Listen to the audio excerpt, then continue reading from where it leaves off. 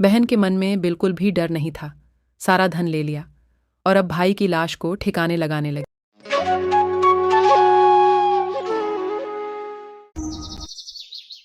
एक घर में एक बूढ़ी माँ रहती थी। उसके पति की मौत हो चुकी थी। उसके एक बेटा और एक बेटी थी। बेटी की शादी हो चुकी थी। पिता के मरने के बाद से घर की सारी जिम्मेदारी बेटे पर आ गई थी।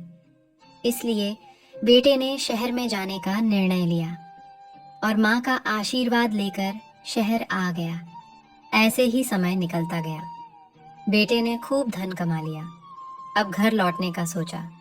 माँ को खबर पहुंचा दी कि मैं आ रहा हूँ और शहर से निकल पड़ा। आगे एक सुनसान रास्ते से जा रहा था। रात हो गई। उस रास्ते पर उसकी बहन का घर पड़ता था, तो वह एक रात के लिए बहन के घर चला गया। बहन ने इतना सारा धन देखा तो उसके मन में लालच आ गया और अपने पति से आकर बोली, क्यों ना हम भाई को मार दें और उसका सारा धन पा लें।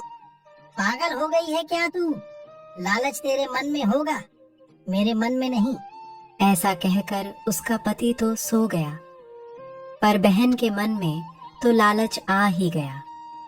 उसने एक चाकू उठाया और चली गई भाई को मारने। भाई गहरी नींद में सो रहा था। जैसे ही बहन ने चाकू मारा, भाई नींद से जाग गया और बहन को ऐसा करते देख बहन से पूछा, बहन तुम ये क्यों कर रही हो? तुम्हें जो चाहिए वो ले लो, पर मुझे मत मारो। मुझे अपनी परवाह नहीं है। घर पर माँ मेरा इंतजार कर रही होगी। मैंने माँ को मेरे आने की खबर दे दी थी। पहले ही मेरी राह देख रही होंगी।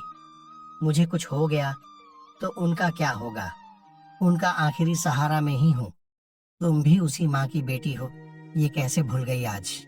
बहन ने भाई की एक ना सुनी और चाकू से सीने पर वार करती गई।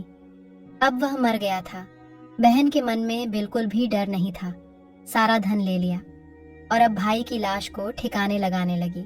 अपने ही घर में एक गड्ढा खोद लिया और वहीं दफना दिया। अब सवेरा हो आया। माँ बेटे को देख रही थी कि अब आएगा, अब आएगा। शाम हो आई, पर बेटा घर नहीं लौटा। माँ को चिंता होने लगी। बेटे को दूर दूर तक जाकर देखने लगी। अब बेटी के घर आ गई और बेटी से बोली, तेरा भाई यहाँ आया था क्या? अभी तक घर नहीं लौटा। नहीं भाई, यहाँ नहीं आया। आप खाना खाकर आराम करो, रात हो गई है, कल चली जाना घर। बेटी बहकी बहकी बातें कर रही थी। माँ को उसकी बातों पर यकीन नहीं हो रहा था। जरूर इसने कोई जाल बिछाया होगा।